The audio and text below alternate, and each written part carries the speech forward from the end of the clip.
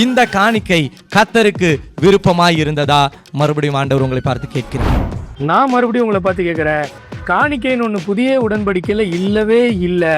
தேவனுடைய பிள்ளைகளுக்கு ஆசீர்வாதம் வருகின்றது, அதனால்தான் காணிக்கை கொடுக்கிறார்கள். அப்படித்தான் வேதமும் சொல்லுகிறது. எந்த வேதம் பாஸ்? காணிக்கை கொடுத்தா உனக்கு ஆசீர்வாதம் வரும்னு எந்த வேதம் சொல்லுச்சு? நீங்கள் காணிக்கைன்னு மீன் பண்ணுறது எதை? நீங்கள் ஏதோ ஒரு கூட்டம் நடத்தும் போது ஒரு பையை கொண்டு வந்து மூஞ்சி முன்னாடி தர்ம சங்கடமான நிலைமையில் நிப்பாட்டி ஆலயத்திலே தசம பாகத்தையும் காணிக்கையும் கொண்டு வருகிறோம். ஆனால் இப்படிதான் போய் சொல்லி ஏமாத்திட்டு இருக்காங்க. ஏன்னா கர்த்தரை வஞ்சிக்கிறதுனா அங்கே என்ன கேட்குறாருன்னா, மல்கியால பண்டசாலையில் வைக்கிறது ஏழைகளுக்கு. வேதத்திற்கு எதிரான கிறிஸ்தவர்களை வறுத்து எடுக்க போறோம். வாங்க.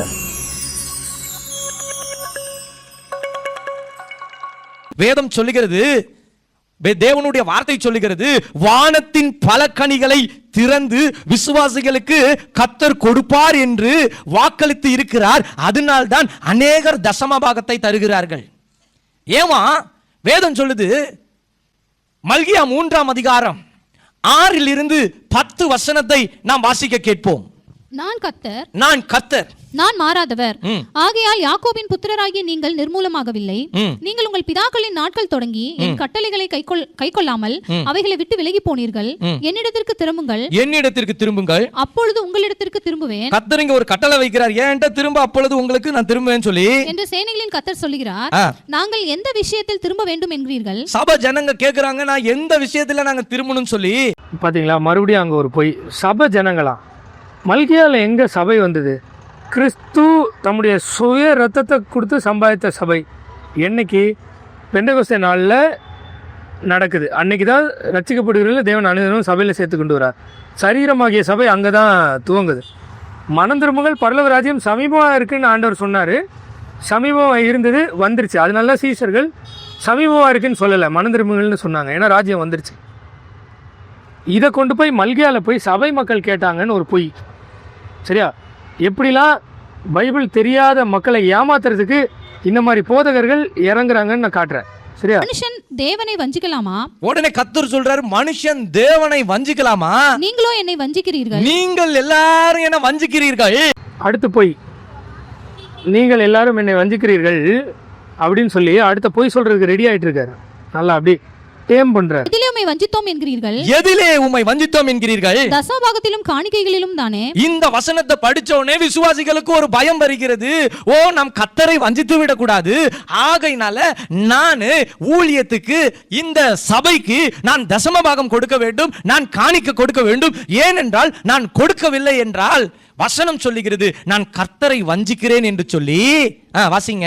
நீங்கள் சபிக்கப்பட்டவர்கள், ஜனத்தாராகிய நீங்கள் எல்லாரும் என்னை வஞ்சித்தீர்கள். என் ஆலயத்தில் ஆகாரம் உண்டாயிருக்கும்படி தசம பாகங்களை எல்லாம் பண்டசாலையிலே கொண்டு வாருங்கள். எப்படி போய் சொல்றாருன்னு சொல்லிட்டா, ஆண்டவர் என்ன சொல்றாரு? என் ஆலயத்தில் ஆகாரம் உண்டாயிருக்கும்படி. என் ஆலயத்தை நடத்துறவன் நல்லா தின்னுட்டு கொளுத்து போகிறதுக்கு கொடுங்கன்னு சொல்லலை. சரியா? ட்ரஸ்ட் ஓப்பன் பண்ணி சபை கட்டி பில்டிங் கட்டி அவர் சொத்து சேர்க்கறதுக்கு பணம் கொடுங்கன்னு சொல்லலை. என் ஆலயத்தில் ஆகாரம் உண்டாயிருக்கும்படி பண்டசாலையில் கொண்டு வாங்கன்ற. பணத்தை அப்படி கொண்டு வந்து வைக்க முடியுமா? முடியாது.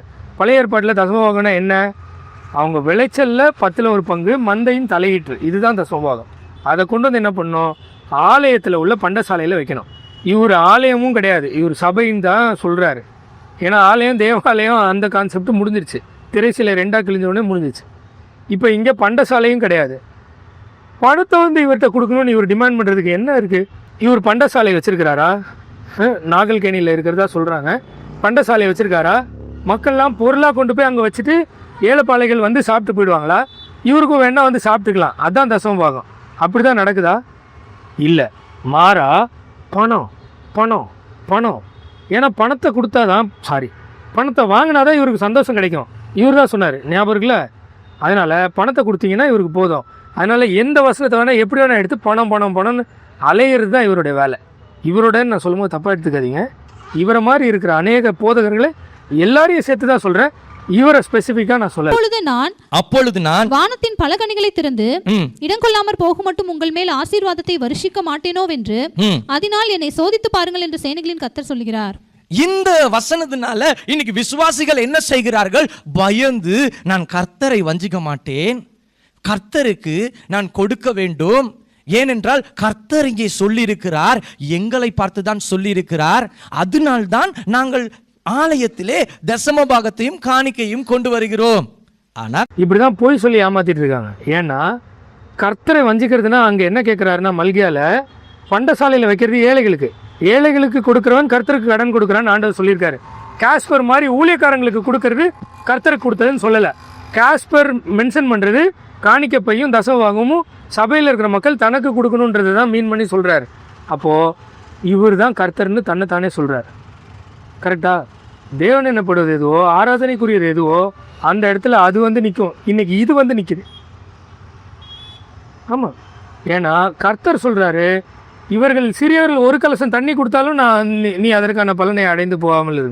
நான் ஜெயிலில் இருந்தேன், நான் பசியாக இருந்தேன், நான் ட்ரெஸ் இல்லாமல் இருந்தேன், நீ என்னை கொடுக்கலன்னு கேட்குறாரு. என்னை விட்டு அகன்ற பொங்கல் அக்கிரம செய்யக்காரரேன்றார். யாரை? ஏழை எளிய மக்களுக்கு உதவி செய்யாதவர்களை, அவங்கள தான் ஆண்டவர் கேட்குறாரே தவிர காஸ்பருக்கு கொடுக்காதவனை போ அப்படின்னு சொல்ல மாட்டார். ஏன்னா காஸ்பர் பொய்க்கு பிதாவான தேவனை தான் வணங்கிட்டு இருக்காரு, வேதத்தின் ஆண்டவரை நிச்சயமாக அல்ல. இந்த லாஸ்ட்டாக நான் ஒன்று சொல்லிக்கிறேன். ஒருவேளை நான் தவறாக இருந்தால் என்னை திருத்தணும்ல.